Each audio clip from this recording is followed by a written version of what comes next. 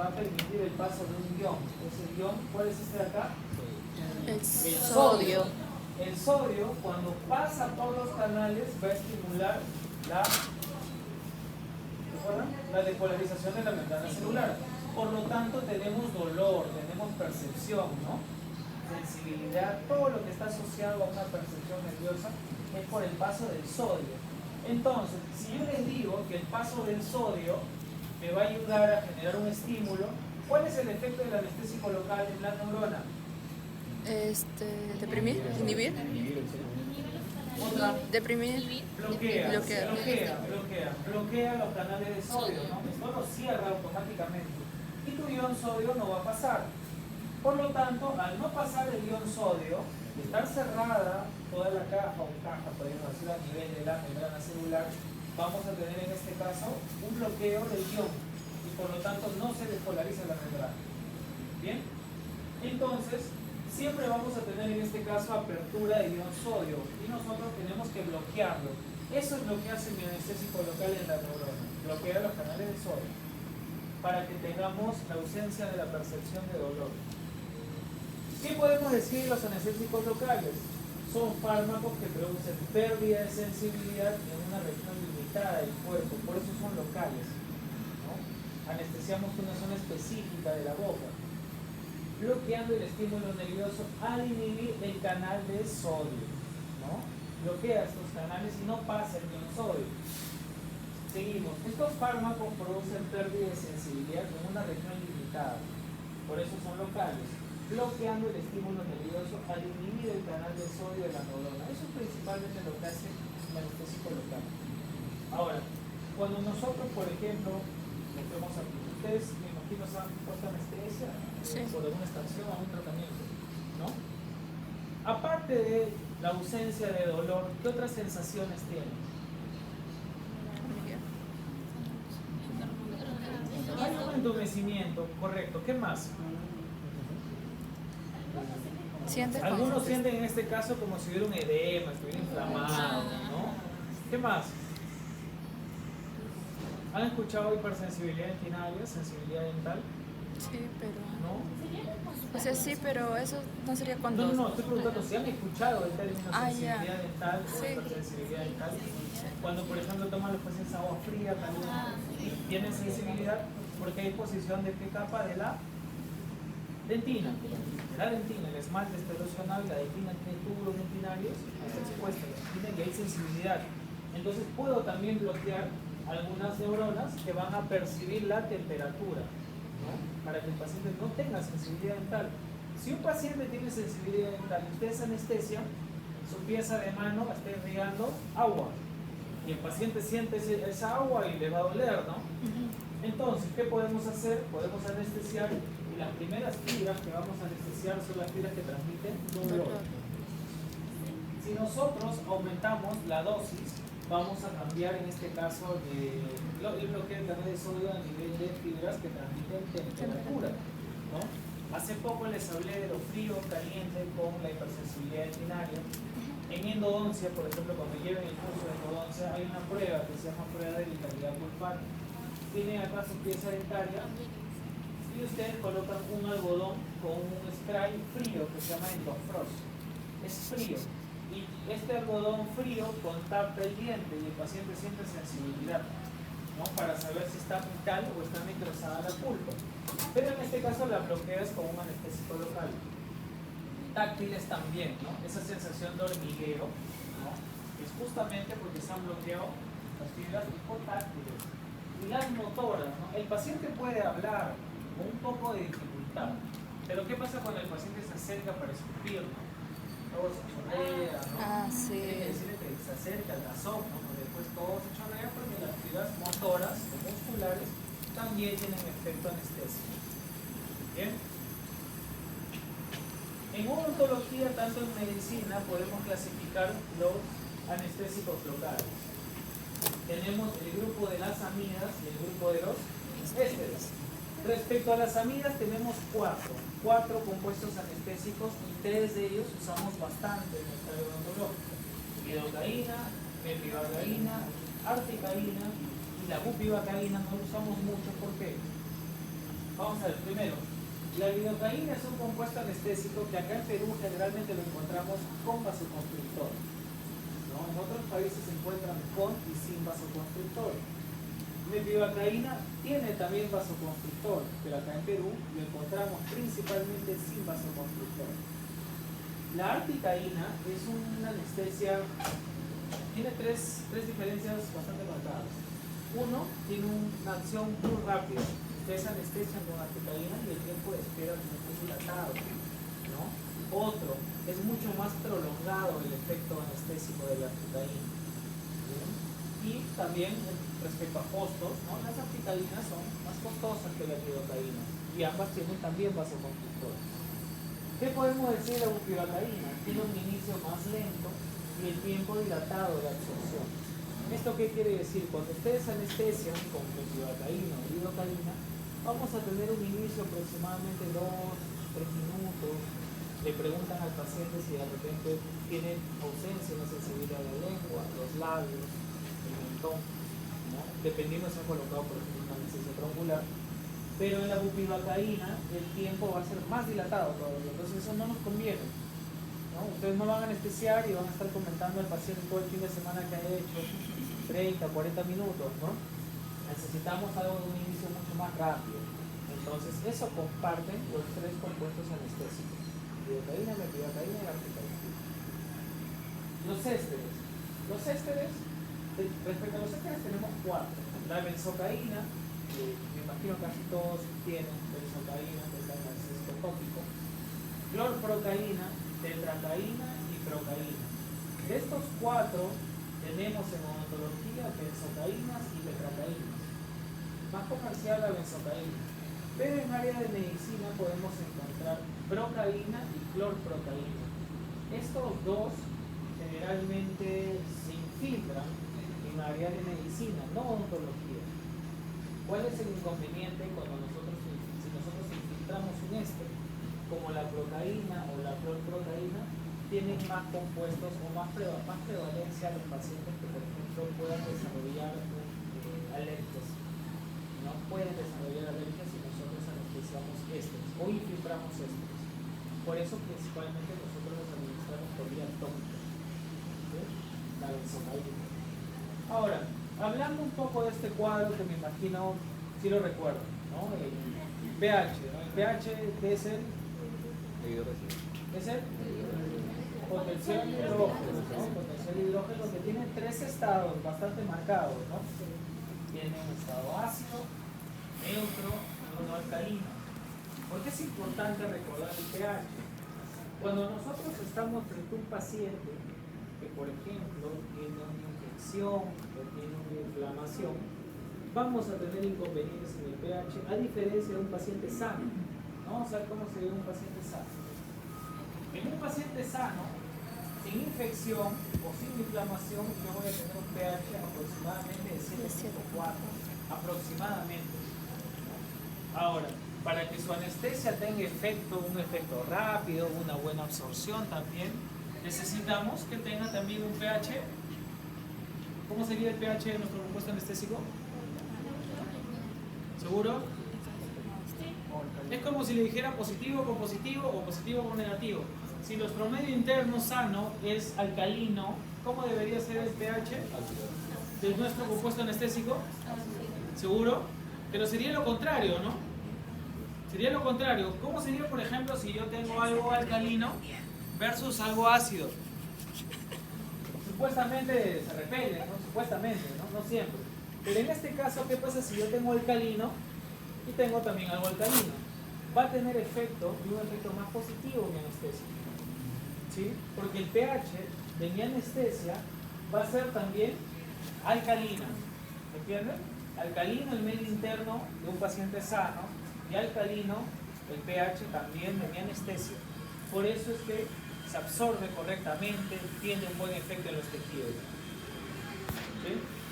¿Cuál sería la diferencia con el medio interno si nosotros tenemos una pieza infectada, tenemos un cuadro de inflamación en alguna pieza dentaria, imaginemos una conjuntivitis irreversible, por ejemplo?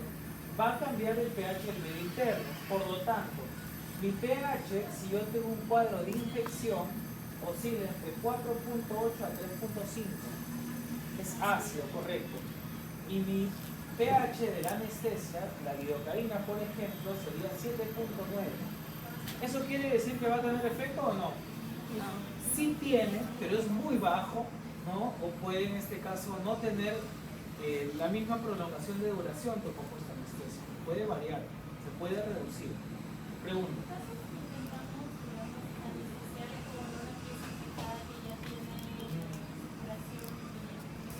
Ok, voy a ir a eso en 3 diapositivas. Calma. Bueno, sí, eso está bien la pregunta. Ahora tengo unas imágenes de eso. Por ejemplo, acá tenemos en este caso el tejido infectado, el pH cambia a un entorno ácido y también nuestro compuesto anestésico es alcalino. Entonces no le va a ir muy bien. ¿Se va a absorber? Sí. ¿De la manera correcta? No. Por lo tanto, el efecto puede tardar o probablemente yo necesite administrar más cartuchos de anestesia a mi paciente. Acá está un poco lo que nos comentó su compañera. ¿Qué pasa cuando yo tengo un paciente con una fístula, con una lesión muy grande, ¿no? Yo puedo en este caso administrar elementos al paciente para que cambie el pH de mi paciente. ¿Qué podría hacer, por ejemplo, con el paciente para mejorar el pH? ¿Cómo puedo cambiar el pH ácido del paciente? ¿Qué hago? Correcto, recetaba medicamentos. ¿Qué puedo recetar? Calma. En general, vamos a ¿Antibióticos? Antibióticos. Antibióticos, pero está bien. Antibióticos y también, ¿qué más puedo recetar? Clorexidina. Antiinflamatorios. Ese es enjuague, ¿no? Sí, clorexidina. Antiinflamatorios. Analgésicos no tanto, porque en este caso el pH cambia principalmente cuando tenemos un entorno infectado y también inflamado. ¿Bien? Acá, por ejemplo, tenemos algunas lesiones como, bueno, esto ya es un proceso infeccioso grande, ¿no? Para que tengas una lesión inflamatoria en el paladar es porque eso ya es crónico. Generalmente las fístulas las tenemos hacia el vestibular porque la tabla palatina es mucho más densa, ¿no? Las bacterias tienen mayor resistencia al paso. Por lo tanto, esto ya es crónico. Tenemos una pieza dentaria que no se ha restaurado probablemente a tiempo, contaminación de bacterias, y acá tenemos ya una inflamación. ¿Qué puedo hacer en este caso? ¿Puedo hacer esto? No. Sí, ¿Así? tengo que hacer esto, pero ¿qué más podría hacer? Sí, tienes que cortar, tienes que hacer una incisión, ¿no? Porque si tú lo medicas al paciente y tiene todo este bolsón de bacterias adentro, esto nunca va a drenar, ¿no? Vas a tener inconvenientes para poder avanzar con el tratamiento. ¿Qué hacemos en estos casos? Podemos hacer una incisión lineal, ¿no? Puede ser vertical, puede ser horizontal, y eso va drenando. Y nosotros vamos administrando fármacos al paciente para cambiar su pH y mejorar también la infección que tiene en boca. Pregunta. ¿Se podría usar clorexidina también? ¿En qué zona? ¿Como para poder limpiar la superficie de la lesión? ¿O Para regular el pH. Ya, bueno, la clorexidina sería un paso previo a la incisión. Un enjuagatorio de clorexidina, Como asepsia. ¿no? Previo, y luego haces tu incisión y drenas. Creo que Claro, porque de todas maneras, eso igual tengo en la cabeza que es previo a cualquier tratamiento odontológico, hasta incluso una consulta, ¿no? Deberíamos reducir la carga bacteriana con factores de clorexidina. Se enjuaga con clorexidina a tu paciente y luego procedes a hacer la incisión, ¿no? ¿Sí? ¿Alguna pregunta más? ¿No? ¿Todos bien? Allá, ok. Acá también, ¿no? En la mañana habíamos hablado que nosotros infiltramos la técnica supraperióstica o infiltrativa ¿recuerdan en qué zona? ¿Cuál es la zona donde yo hago la punción para la técnica infiltrativa?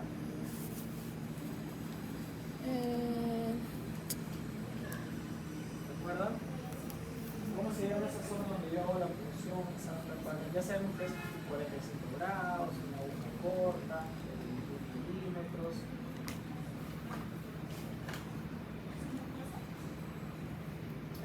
interproxy. Esto de acá, cuando yo levanto todo el cabello, eso se escuché por ahí, creo. ¿Sí? ¿Cómo?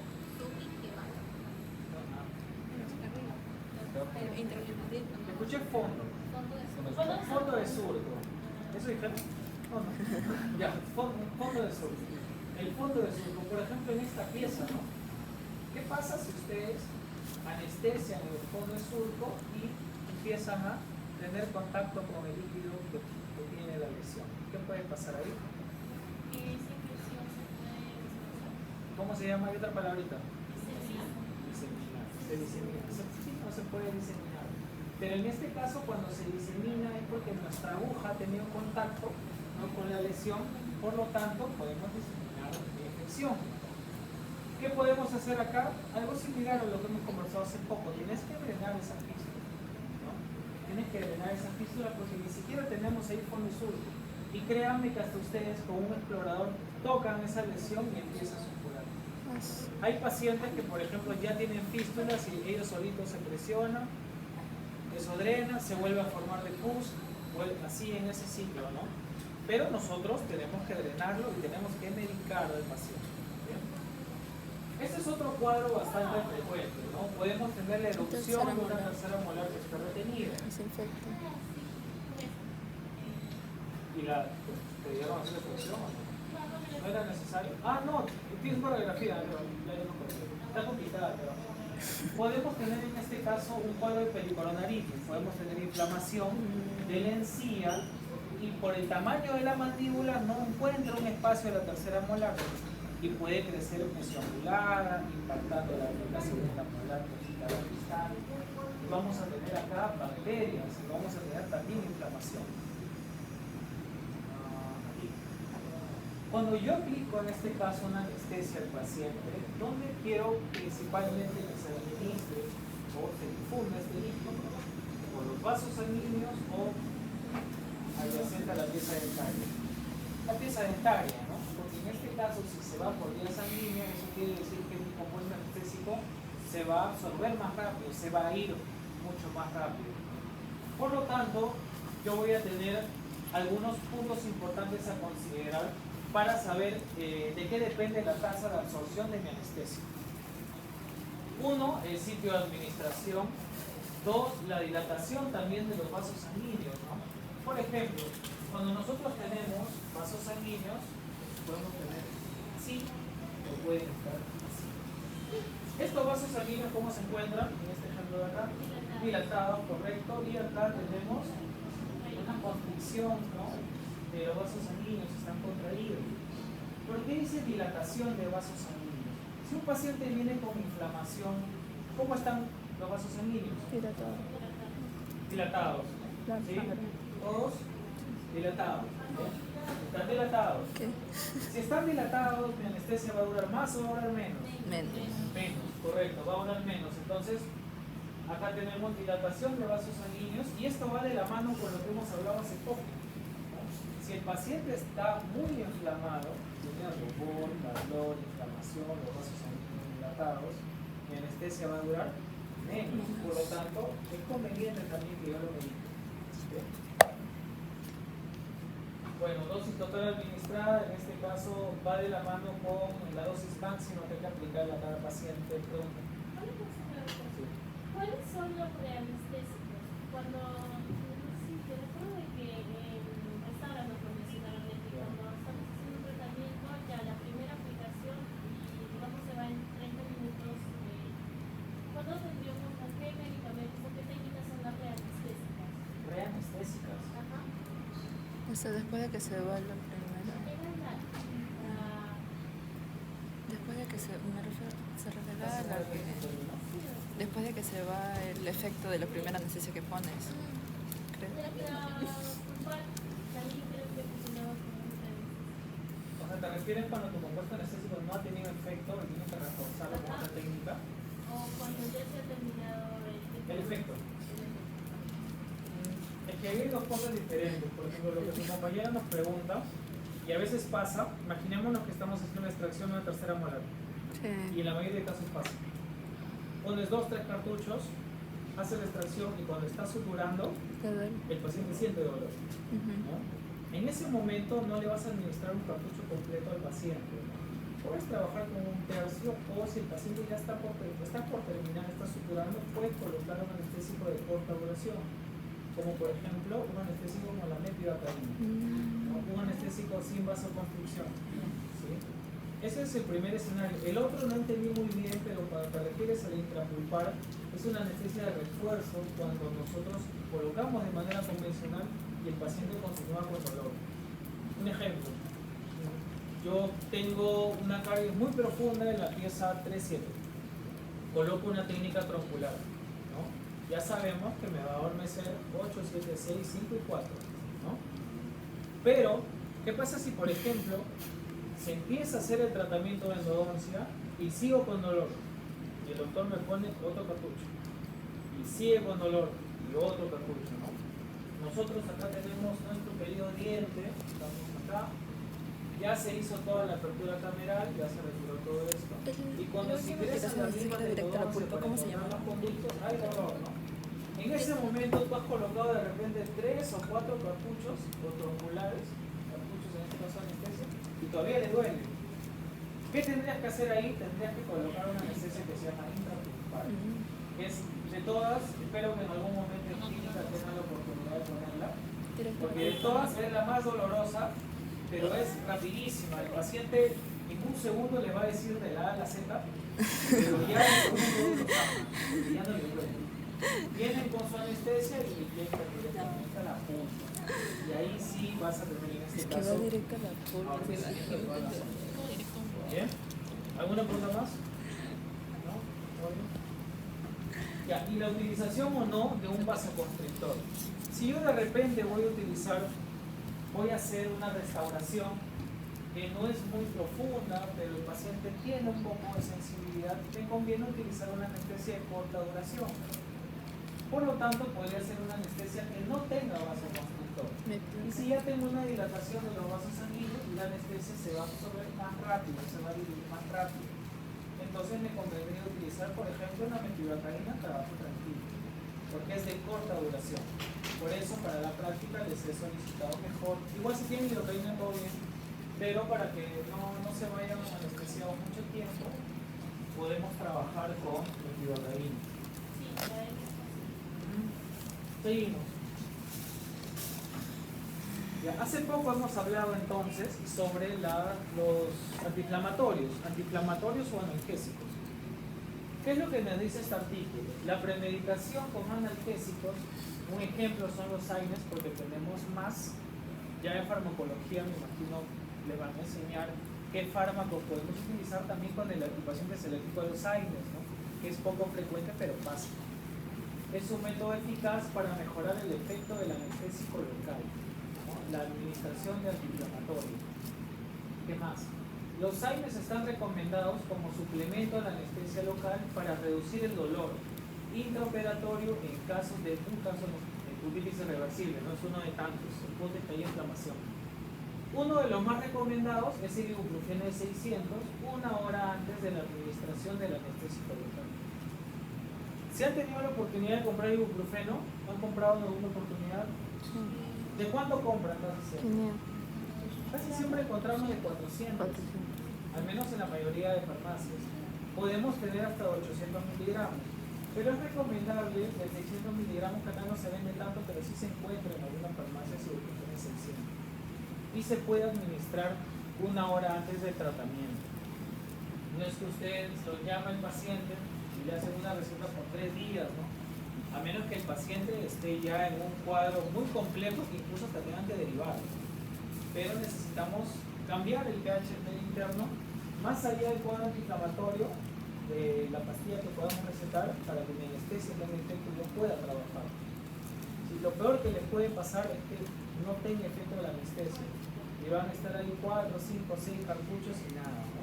Y en una de ellas pueden dañar algún medio también, porque no siempre hacen la función en la misma zona. Pregunta, vamos. No, yo pedí porque el grupo anterior no me preguntaba nada. Ustedes estaban más animados, creo que han almorzado.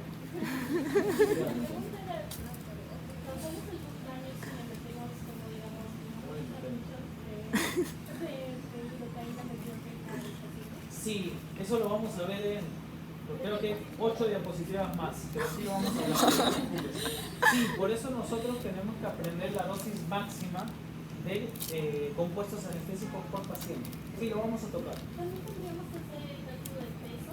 Sí, eso también lo vamos a ver, pero más o menos en 15 diapositivas. También lo vamos a ver, correcto. Aquí. Seguimos entonces. ¿Qué es lo que podemos conversar de esta tabla? Tenemos diferentes tipos de AINES, ¿no? Diferentes tipos de antiinflamatorios. Cada uno de ellos disminuye el porcentaje de éxito, ¿no? No quiere decir que no funcione, pero sí vamos a tener un éxito menor si, por ejemplo, utilizo un ketorolaco de 10 miligramos. Ketorolaco prohibido. Está prohibido. Calma, chicos. Calma, es un ejemplo. Calma. Si, por ejemplo, utilizo ketorolaco de 10 miligramos, ¿no? Tengo un 50% de porcentaje de éxito de un cuadro antiinflamatorio. En este caso tengamos un efecto antiinflamatorio. Naproxeno, ibuprofeno, miren la diferencia del ibuprofeno 800 con ibuprofeno 400. 86% y ibuprofeno 400, 55% tasa de éxito. Estos son algunos ejemplos de los AINES que puedo recetar antes de hacer el tratamiento. ¿Bien? Entonces, ¿cuáles serían mis estrategias para mejorar el efecto del compuesto anestésico? Uno, aumentar la dosis. A la primera no agarra, segunda tampoco, tercera tampoco, pero no puedo excederme. Vamos a ver la dosis máxima por paciente. Dos, administrar también antibióticos, ¿no? Antibióticos y también antiinflamatorios antes de la consulta odontológica. Obviamente también después, con una receta posterior. Vamos a esta parte. Tenemos el metabolismo de los anestésicos locales. Al inicio nosotros hemos hablado que principalmente las amidas van a tener, entre todas las amidas que nosotros hemos conversado, tenemos tres principales en odontología, ¿no? Ahora, ¿cuál es el detalle con nuestras amidas? Que se van a biotransformar o se van a degradar a nivel hepático, a diferencia de los ésteres. Los ésteres son por vía plasmática. Esa es una de las razones también por qué no usamos ésteres en odontología, ¿no? Son muy citotóxicos y tienen gran compuesto alergénico para los pacientes. Y si se absorben por vía sanguínea es más complicado también de poder tratar. Por eso tratamos amidas. Bien. Respecto a las amidas, como se van a biotransformar por vía hepática, tenemos tres. Y de esas tres, solamente una va a ir por vía plasmática, que es la articaína. La articaína es la única amida que se va a absorber o biotransformar por vía plasmática. Por eso, ante un paciente que tenga un problema hepático, para no complicarlo posterior a la anestesia, si ya sabemos que vamos a utilizar 2 o 3 cartuchos o es una cirugía complicada, necesito en este caso trabajar con una articaína, porque no se absorbe o se biotransforma por vía hepática, sino por vía sanguínea. ¿Bien? Ok, vamos con los componentes de los anestésicos locales. Respecto a los componentes de los anestésicos locales, vamos a tener el principio activo, y en el principio activo yo voy a tener los compuestos principales, los que hemos mencionado hace poco: lidocaína, mepivacaína, articaína, ¿no? Y van a tener un vehículo que es el agua destilada. El agua destilada o disolvente, donde se va a disolver en este caso todo el porcentaje de mi principio activo, principio básico. Ahora, hemos hablado también que nuestros cartuchos de anestesia tienen un pH. ¿Recuerdan cuánto? No, cuánto no, pero ¿cuál era el pH? 7.4, que viene a ser un pH alcalino. ¿Cómo? Alcalino. ¿Cuál sería? Alcalino. Alcalino. Okay, alcalino. Sí, pero por acá escuché otra cosa. Alcalino. Entonces, si es alcalino, nosotros cuando dejamos compuestos anestésicos de repente frente al sol, ¿no? O por ejemplo en una zona que no está muy bien cuidada porque hay cambios de temperatura muy drásticos, de repente frente al aire acondicionado, o de repente ustedes lo colocan cerca de una ventana donde da todo el sol, puede dañarse en este caso el corrector de pH. Por eso es que nosotros tenemos un coadyuvante y un preservante que nos va a ayudar a que no hayan estos cambios en el pH del compuesto anestésico. El coadyuvante viene a ser el vasoconstrictor, o la epinefrina, o también llamada adrenalina. ¿Cuál tiene en este caso, o cuál tendría en este caso vasoconstrictor? ¿Recuerdan?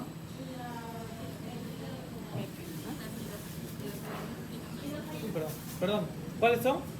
Lidocaína y también la articaína. Eso no quiere decir que la mepivacaína y la lidocaína no tengan vasoconstrictor. También vienen en otra presentación, ¿no? Tienen otra presentación, pero acá en Perú al menos casi siempre encontramos lidocaína con vasoconstrictor o mepivacaína que viene en este caso sin vasoconstrictor. Tenemos también un antioxidante.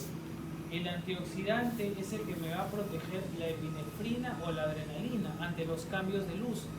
Ahora, los cartuchos de sus anestesias no necesitan ser oscuras para proteger la luz del sol o del medio ambiente.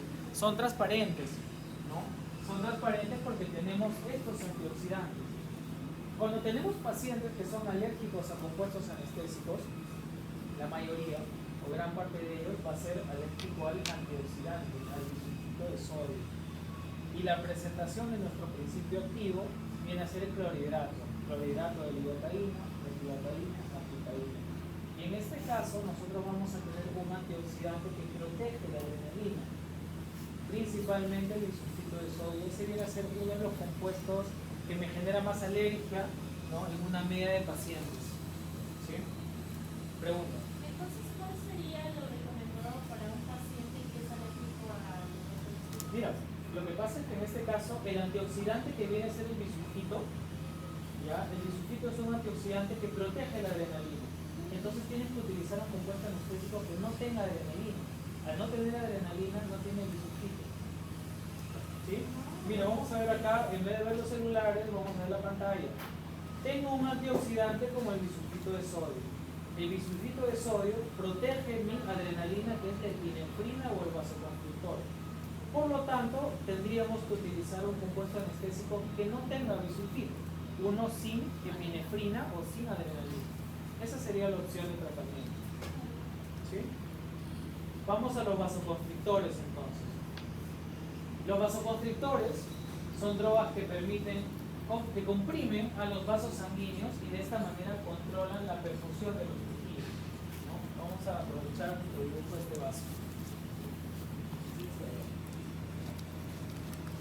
Número 1, mi vasoconstrictor, ¿qué puede hacer? Retarda la absorción del anestésico local y del sistema cardiovascular. Retarda o retrasa la absorción. ¿Qué pasa? Yo coloco un anestésico con vasoconstrictor y constriñe el vaso sanguíneo. Si constriñe el vaso sanguíneo, espera, calma, voy a preguntar al resto, calma. Si constriñe mi vaso sanguíneo, mi anestesia dura más o dura menos. ¿Dura? Más. Estoy seguro que iba a decir más, ¿no? Exactamente. Eso entonces me va a ayudar a que tenga un tratamiento más tranquilo, sobre todo si es un procedimiento largo. Ahora, disminuye el riesgo de toxicidad, disminuye el sangrado también, porque si yo hago una constricción del vaso sanguíneo, el vaso de sangre es menor.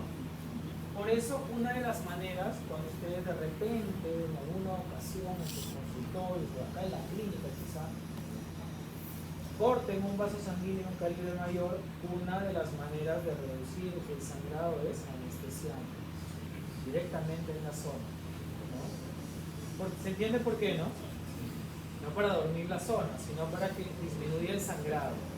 Hay otras maneras también. ¿Qué otra opción podríamos hacer previo a eso? Previo a colocar anestesia en una zona que está teniendo una pequeña hemorragia. Medicamento. El frío, sería lo contrario. ¿Han visto esas películas cuando, por ejemplo, le cae una flecha, se la sacan y se desangra, y luego le calientan algo, bueno, películas antiguas, ¿no? Calientan y lo cauterizan y cierran y hacen hemostasia? Claro, es hemostasia, ¿no? O en otras películas ya de risa que como 10 balazos y ¿qué es el novio? Se saca el polo, ¿no? Y con el polo quiere tapar los 8 balazos que tiene en el pecho, ¿no? Pues, o sea, en boca nosotros lo que podemos hacer es cauterizar para hacer hemostasia. Pero antes de eso, tienes tus famosas gasas, ¿no? Tienes que hacer compresión. Si haces hemostasia, es una hemostasia por segunda intención, por primera con los suturos. Haces la hemostasia, paras el sangrado y una vez que paras el sangrado, ves si en caso sigue el sangrado, porque bueno, sí he visto en ocasiones cuando gastas medio detecte de gasas y continúe sangrado. Y necesitas utilizar otros elementos para que hagan hemostasis. Uno de ellos, que no es el mejor, pero es una opción, es aplicar anestesia. ¿Qué anestesia usarías? ¿Cuál? No, sin leer. Sin mirar tu celular ni tu tablet, solo mira. ¿Correcto? No. Sí, la lidocaína, pero con vasoconstrictor, porque también hay presentación sin vasoconstrictor. Con confianza, chicos, tienen que hablar. ¿Por qué no la articaína? ¿Perdón? ¿Por qué no la articaína? También puedes usar la articaína, sí, perfecto. Pues, solo que la respuesta también era correcta. El punto es que utilices un anestésico con vasoconstrictor. ¿Pero cuál sería el mejor? ¿Cuál sería mejor? Articaína. En realidad la articaína. De los tres, la articaína incluso tiene mayor concentración de epinefrina. Pero eso no quiere decir que no vengan sin vasoconstrictor también. Sí existen. No son muy comerciales acá, pero sí existen. ¿Sí? Seguimos. ¿Qué más? Puede aumentar la presión arterial y también puede producir taquicardia, ¿no? Cuando utilizamos compuestos anestésicos con vasoconstrictor. Constrigue el vaso, aumenta la presión. ¿Sí? Es como una manguera, ¿no? Ponen el dedo y le va a salir, sacar presión. Sí. Estos compuestos anestésicos tienen que tener una oración eficiente, aunque depende de la cantidad de cartuchos, un efecto rápido, debe ser reversible también, no es que el paciente se va a quedar adormecido todo el rato, ¿no? Y poco tóxico, deben tener una poca toxicidad. Propiedades deseables, que es lo que deseo de mi compuesto anestésico, que no sea agresivo a los tejidos, que no me cause irritación, que no presente cuadros de alergia, aunque bueno, esto es ya independiente de cada paciente. Estable, durable, estéril y de fácil manipulación. Pregunta. ¿A qué se refiere con que no sean Esta es la pregunta. agresivos con los tejidos? Por ejemplo, imaginémonos que en este caso nos centramos más en las amidas. Las amidas de por sí no son citotóxicos. Por lo tanto, es una propiedad deseable de un compuesto anestésico. Esto es en general. No me centro solamente en amidas, sino en general. Pero de lo que tú infiltras de un compuesto anestésico como la amida, no quieres que irrite la mucosa, ¿no? Tú administras esta anestesia, todo bien. Lo único que vas a generar incluso en el paladar es isquemia, ¿no? Es isquemia porque hay constricción del vaso sanguíneo que usa vasoconstrictor, pero en este caso más está enfocado a eso. A no ser agresivo con el tejido adyacente, lo vas a administrar. Básicamente eso. ¿Qué más?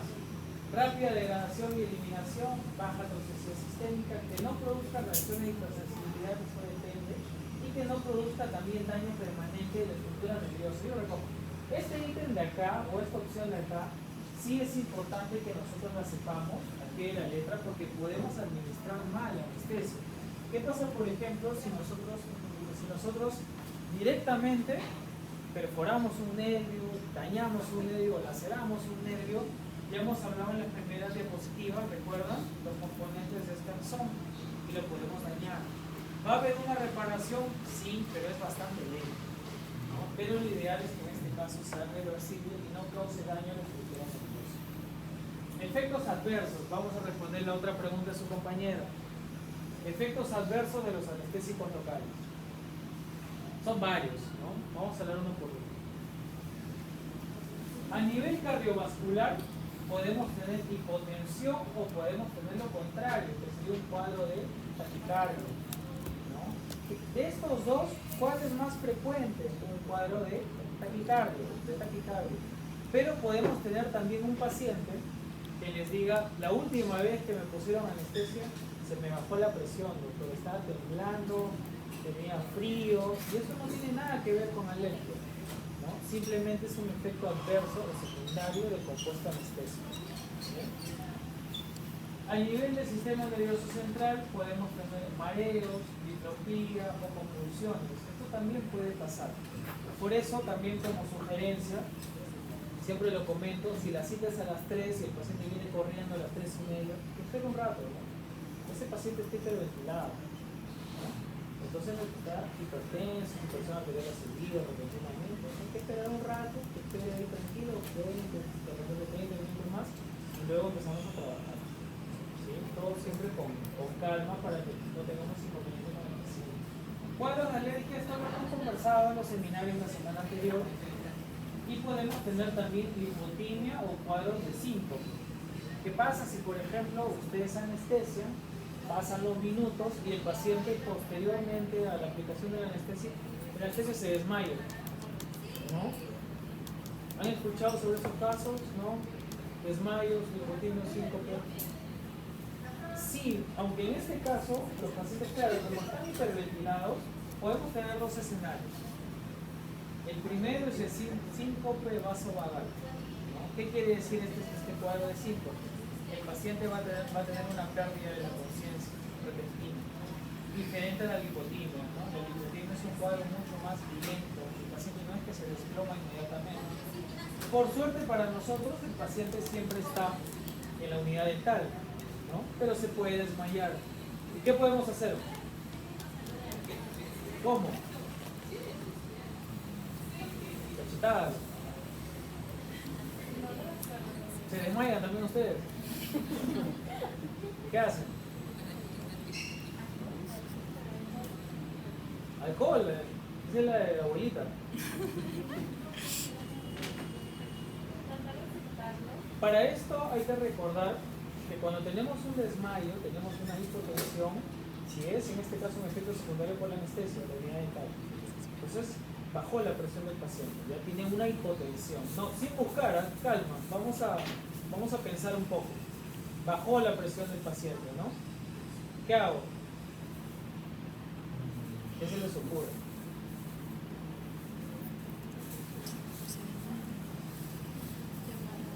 Algo tienen que hacer. No, eso es RCP.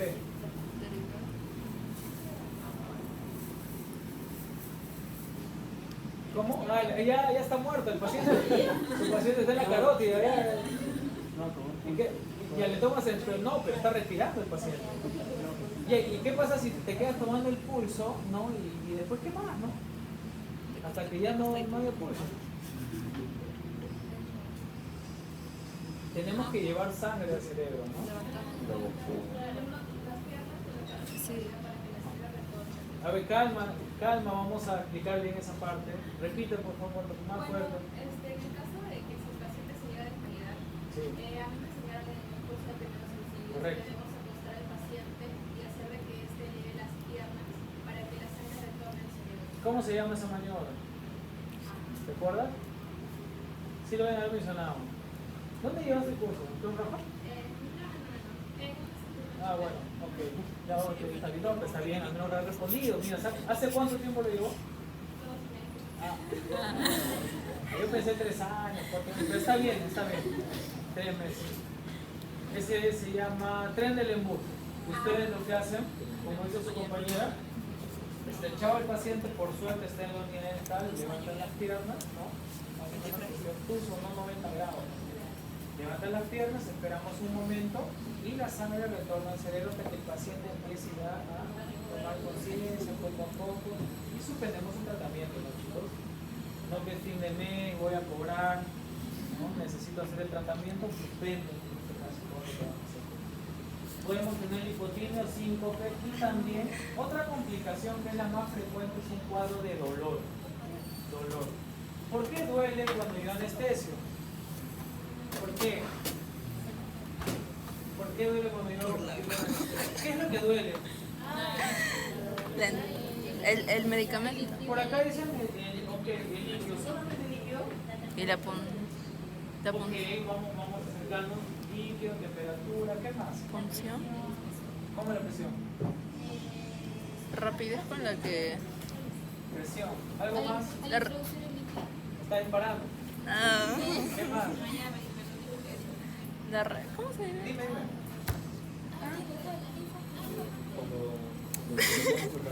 ¿Cuándo qué? Ok, el paso del líquido de repente es muy rápido, ¿no? Ok, vamos a ver acá el paso. ¿Alguien ha trabajado de asistente dental? ¿Tú y alguien más? ¿También? ¿Te puedes levantar la mano? Ya renunció, ya sigue todavía. Por eso les hago esa pregunta. ¿Eh?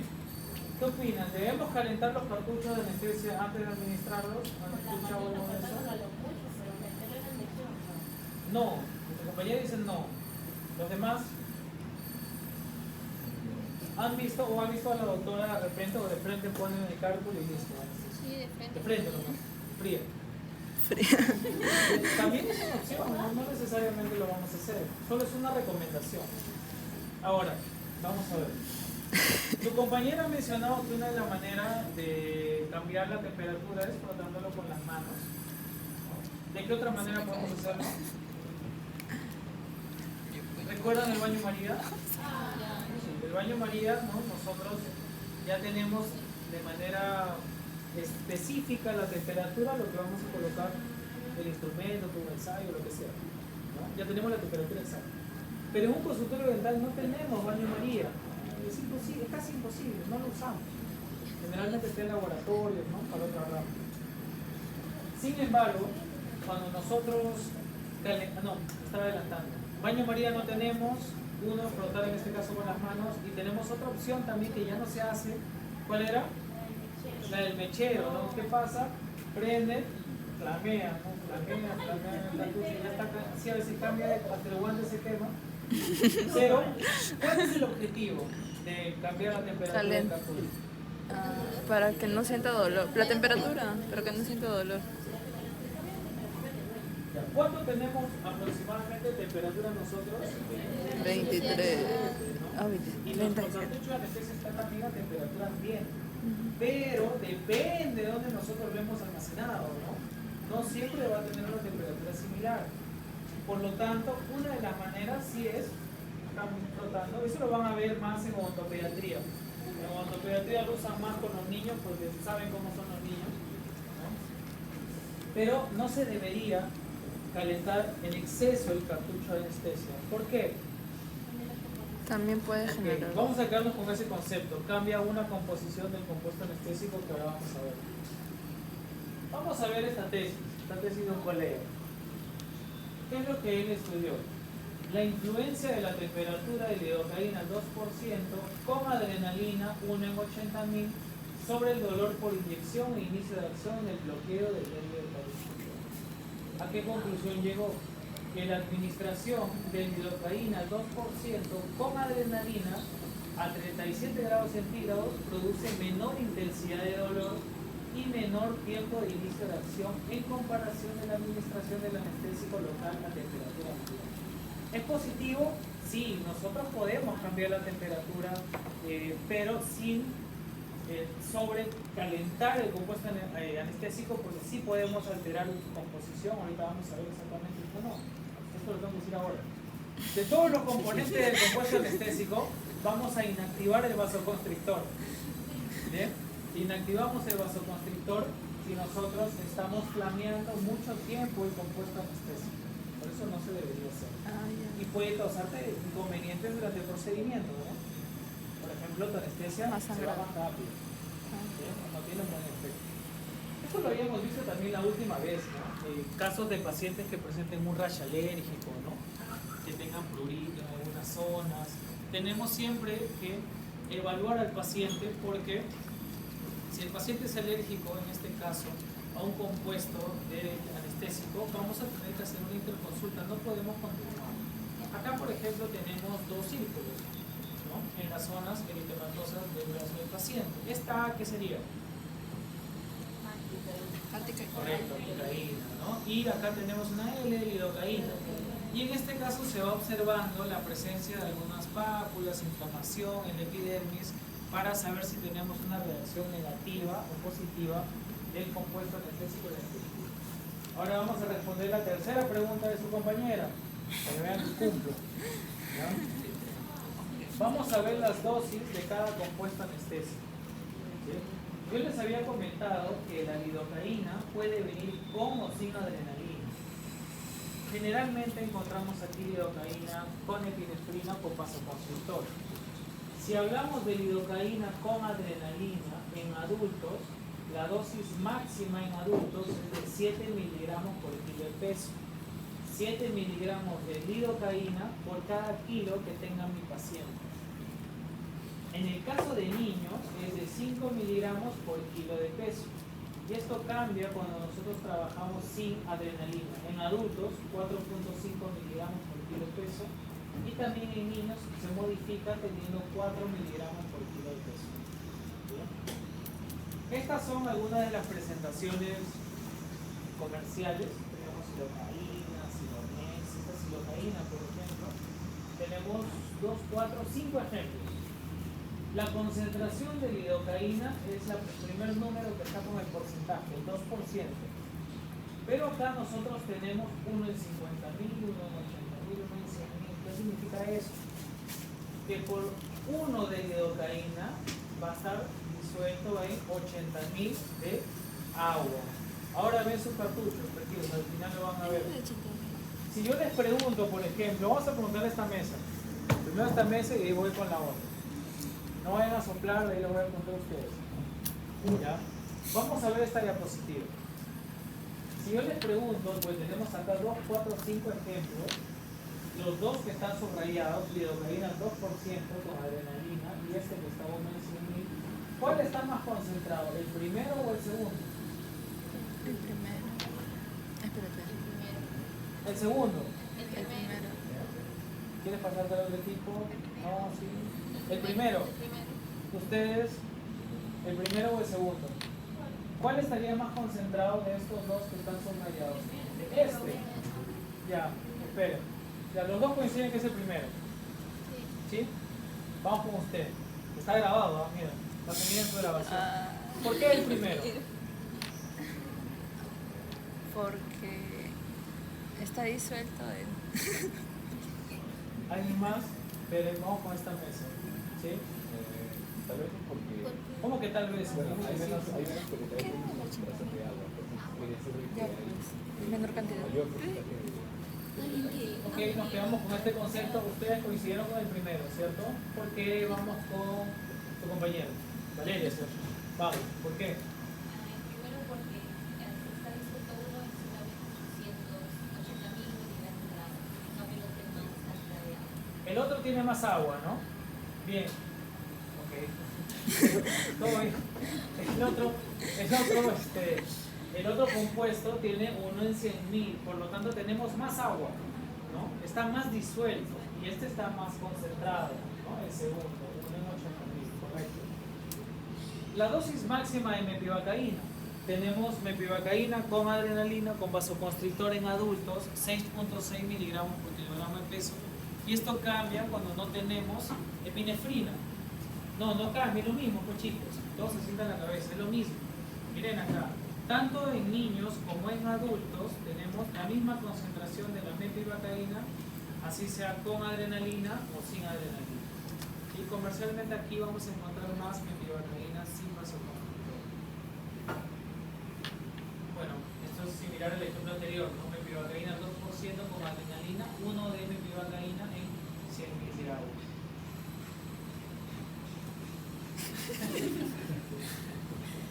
Cierra, por favor. Gracias. Seguimos. Dosis máxima de articaína. En adultos, la dosis máxima es 7 miligramos por kilogramo de peso y en niños desciende a 5 miligramos por kilogramo de peso de articaína con adrenalina. Las concentraciones son diferentes, ¿no? Pero el porcentaje, la concentración de articaína es la misma. Lo único que va a cambiar es la dilución que va a tener en agua. Vamos con este ejemplo para responder la cuarta pregunta también que nos hicieron. Siempre nosotros les vamos a dar la edad y el peso. Son datos que no vamos a omitir, si no, no se puede hacer el ejercicio. Vamos a leer acá. Paciente de 24 años, de 70 kilos, se decide administrar mepivacaína al 3%. El porcentaje también les vamos a dar siempre porque tienen que hacer una conversión. Sin vasoconstrictor, vamos a la mepivacaína sin vasoconstrictor. Sin vasoconstrictor y le dimos la edad, ¿no? Es un paciente adulto, tiene 6.6, es la dosis máxima. Entonces, la dosis máxima es 6.6 y la concentración de la mepivacaína es 3%. Vamos a hacer una multiplicación para saber la cantidad de miligramos por mililitro. Y siempre vamos a trabajar con 10. Es una regla universal, tanto si les doy lidocaína al 2% o mepivacaína al 3%.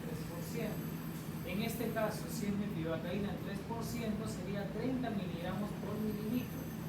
Por lo tanto, yo voy a multiplicar mi dosis máxima, que era 6.6, por el peso del paciente. Y voy a tener 461 miligramos. Ahora, teníamos también, recuerda, los miligramos por mililitro, ¿no?, de la diapositiva anterior. Por lo tanto, voy a hacer una división. Voy a dividir la dosis por peso entre los 30 miligramos. Y voy a tener acá una indicación de 15.4 mililitros.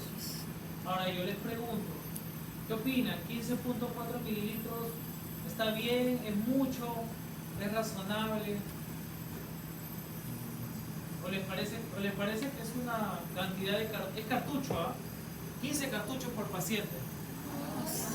Esa es la operación, pues, chicos. Es mucho, ¿no? Es mucho. Todavía no.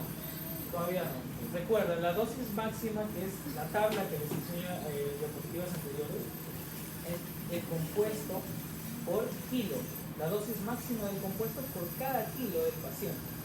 Hemos sacado con nuestra regla de 3, 15.4, si no me equivoco, ¿cierto? Ahora miren su cartucho de anestesia. ¿Cuánto tiene su cartucho de anestesia? ¿Cuántos mililitros tiene? 1,8. ¿Cuánto? 1,8. Ok, 1,8. ¿Ustedes también? Tienen que sacarlo y tirarlo. 1,8, listo, lo vamos a ver después, tranquilos, 1,8. De ahí lo sacamos, no te preocupes. 1,8, ¿no? 15.4 mililitros es demasiado, ¿no? Necesitamos saber de este total cuánto es por cartucho, y el cartucho tiene 1.8. Entonces tengo que hacer una división. ¿Se entendió? 15.4 entre 1.8, que es el porcentaje o la cantidad de mililitros de anestesia, me va a dar 8.5. Entonces, si tengo 8.5, este sí es mi dosis máxima. 8.5 cartuchos al paciente. O sea, Lo repito, 8 y ¿se medio, entiende? ¿no? ¿Todo bien? ¿Sí? ¿Seguro? En este grupo estoy un poco más alegre. Vamos al cálculo. Tienen que hablar. Vamos al cálculo. Vamos a ver algunas características como el arpón, este anillo para el dedo pulgar, y también vamos a ver este adaptador para la aguja. Todavía no lo saquen, calma. Cuando saquen su cálculo, hay que revisar el arpón, porque hay arpones que pueden estar doblados, con dos muy puntiagudos. Después lo revisan, tranquilos. Ojalá hayan guardado las boletas. Y también el conector, ¿no? Este adaptador, a veces esas hebras no están muy bien definidas en el instrumento y no van a enroscar bien la aguja. Es un problema. Tenemos nuestro cartucho de anestesia. Mi cartucho de anestesia va a tener una cubierta de aluminio donde ingresa la aguja. Y recuerdan el arpón, que es este de acá. El arpón va a atravesar mi émbolo, ¿no? Ese émbolo que generalmente es gris o de color naranja. Acá tenemos otro punto importante, ¿no? Que es nuestra aguja. ¿Qué pasa con nuestra aguja? Vamos a tener varios detalles, como que el calibre, el largo y también el conector. Es importante que sus agujas no estén caducadas, que sean de una buena marca, que tengan un buen calibre, porque aquí generalmente tenemos la rotura de la aguja en esta zona. ¿Qué pasa con la técnica trompular? Ustedes ingresan, el paciente está con la boca abierta, sacan el cálculo y ya no está la aguja. Hemos tenido, no nosotros, sino como universidad, hemos tenido en la sede de Los Olivos con chicos de clínica, ni siquiera con anestesiología que les enseñamos un accidente. ¿Cuál fue el error? Y se los comparto porque es bueno aprender. Número 1, para la técnica trompular, usar una aguja morta, usar larga. Número 2, utilizar una aguja vencidas, no las que da proveeduría de la clínica. Y número 3, utilizaron la aguja más de 3 veces. Esta aguja pierde su diseño, pierde varias características que vamos a ver en los seminarios, se puede romper, y se rompió, y el paciente terminó en hospital, ¿no? Así que para nuestra práctica, todos por favor tienen que esperarnos antes que ingresen con su cálculo. Esto es un poco del calibre de la aguja, podemos tener en ontología de 30 a 27 de calibre y la longitud 10 extra corta, 20, 21 corta, 30, 32 larga. Los cartuchos de anestesia pueden presentar cambios que los de ustedes no tienen, pero miren por ejemplo este cartucho, ¿no? Cambio de coloración en el cartucho inferior. Y el superior muestra una gran burbuja, miren, toda una burbuja prácticamente de tercio del cartucho. Extrusión del émbolo después de haber sido colocado en autoclave, necesario, ¿no? Se desprende el émbolo. Por eso, justamente eso yo. Cuando nosotros hacemos esto, esterilizamos los cartuchos en autoclave, podemos corroer el aluminio y el émbolo del cartucho. Por eso los cartuchos nosotros, ¿qué podemos hacer? ¿No? ¿Qué podemos hacer antes de atender al paciente? ¿Cómo? Desinfectar, desinfectar. Corrosión de la tapa metálica, ¿no? Miren, parece, está todo corroído, ¿no? Presencia de burbujas también a nivel de toda la superficie. Ok, esto es lo que nosotros hemos visto ya en la hora de teoría. Y ahorita lo que vamos a hacer, estamos bien con la hora. Van a colocar un campo, voy a hacer la explicación, vamos a trabajar igual con mesas. ¿No? Sí, para que encima coloquen el instrumental para hacer la explicación previa, el armado de cálculo. Y con eso tendríamos todo listo hasta la próxima semana, que son los seminarios. ¿Bien? ¿Alguna consulta, alguna duda, por favor? ¿Se está entendiendo? Sí. ¿Sí? ¿Todo bien? Creo. Vamos a ver las notas, recién las voy a chequear. Ay,